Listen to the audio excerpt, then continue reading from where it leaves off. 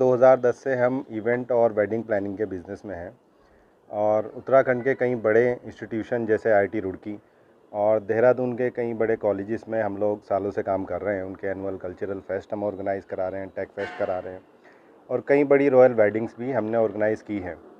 और इसी क्रम में हमने नीरज चोपड़ा जी जब देश के लिए गोल्ड लेकर आए, उस गोल्ड से हमें इतनी खुशी हुई, हमें क्या पूरे भारतवासियों को इतनी खुशी हुई कि राज्य सरकारों ने बड़े बड़े तोहफे दिए, उन्हें कैश प्राइजेस दिए, बहुत सी घोषणाएं हुई।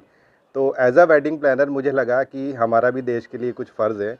देश का मान जिन्होंने इतना ऊपर बढ़ाया है, देश का झंडा उन्होंने विदेश में लहराया और गोल्ड लेकर आए हैं, तो हमारी तरफ से भी उनके लिए एक बहुत छोटा सा रिगार्ड हमने उनके लिए किया है। और पर्सनली हमारी कंपनी की ओर से मैं कहना चाहता हूं कि अगर नीरज चोपड़ा जी अपनी शादी उत्तराखंड में आके प्लान करना चाहें किसी भी डेस्टिनेशन पे, ये कोई हमारी तरफ से कोई ऐसा वो नहीं है कि वो स्पेशल किसी जगह पर ही आए, वो मसूरी, देहरादून, कॉबैट, वो उत्तराखंड के किसी भी डेस्टिनेशन पर शादी करें, उनका जितना प्लानिंग और डेकोर का खर्चा होगा वो हम अपनी तरफ से उनको गिफ्ट करना चाहते हैं।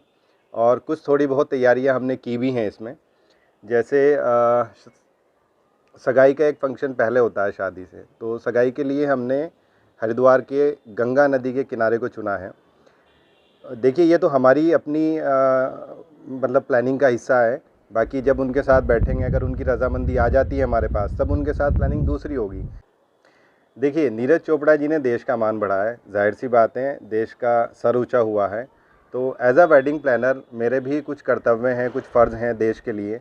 तो चूँकि मैं एक वेडिंग बिज़नेस में हूँ, तो मुझे लगा कि मैं अपने ही बिज़नेस से रिलेटेड अगर उनके लिए कुछ कर पाऊँ तो मेरे लिए बड़ा सौभाग्यशाली होगा। दरअसल यही हमारा बिज़नेस है और हम बहुत लोगों के लिए वेडिंग प्लान कर चुके हैं। बड़े इंडस्ट्रियलिस्ट, बड़े पॉलिटिशियन, बहुत सी रॉयल फैमिलीज़ के लिए हमने काम किया है। पेमेंट तो हमें सभी दे देते हैं, लेकिन देश का सिर तो कोई कोई ऊंचा करता है। तो नीरज चोपड़ा जी के लिए ये हमारा बहुत छोटा सा एक रिगार्ड है। अगर वो इस बात के लिए एग्री हो जाते हैं तो ये हमारे लिए बड़ी गर्व की बात होगी।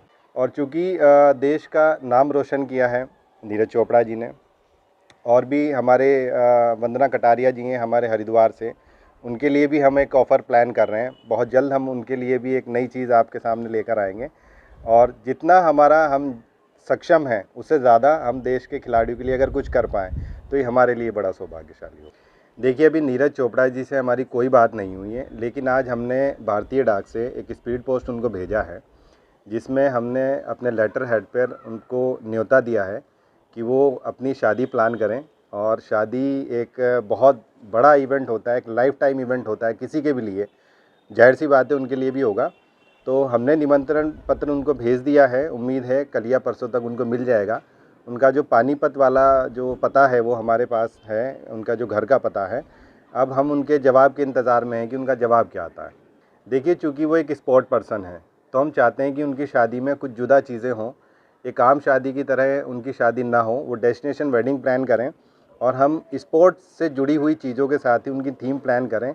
और ये एक ऐसी थीम होगी, अगर ये पॉसिबल हुआ, कि ये हिंदुस्तान के लोग पहली बार देखेंगे कि किसी स्पोर्ट्स पर्सन के लिए एक स्पोर्ट्स थीम कैसी लगेगी, कैसी बनेगी। ये हम करना और दिखाना चाहते हैं उनको भी और देशवासियों के लिए भी। देखिए, हमने कुछ तैयारी शुरू की है इसमें अपनी ओर से इनिशियल स्टेज पे। जैसे उनके विवाह के लिए, देखिए शादी में मेन चीज़ होती है फेरे।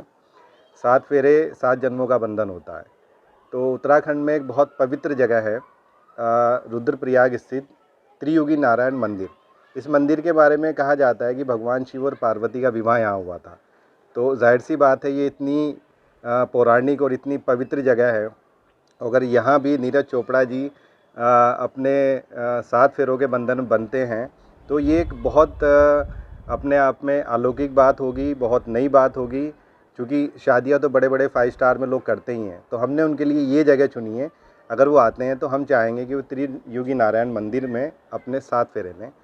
देखिए, उत्तराखंड के लगभग सभी बड़े डेस्टिनेशन में हम लोग काम कर चुके हैं और नीरज चोपड़ा जी को मैं इस घोषणा से पहले 2-3 दिन से लगातार देख रहा था। जेवलिन थ्रो में उन्होंने जो गोल्ड लेकर आए हैं, सभी लोग कुछ ना कुछ घोषणा कर रहे थे। हम भी अपनी टीम के साथ बैठे हुए थे, एक्चुअली एक अपकमिंग वेडिंग है उसको हम प्लान कर रहे थे। तो टीम के कुछ सदस्यों ने हमसे कहा कि ऐसा हम अपनी ओर से कुछ कर सकते हैं क्या।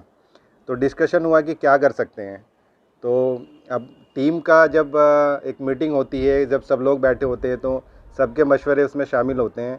तो फाइनली ये बात निकल कर आई, क्यों ना हम उनकी शादी ही प्लान कर दें, क्योंकि यही हमारा काम है। तो यही एक इनिशियल स्टेज पे जो हमें एक थॉट आया और उस थॉट को फिर हमने एक पेपर पे उतार के नीरज जी के सामने पेश किया है। अब बस उनके जवाब का इंतज़ार है।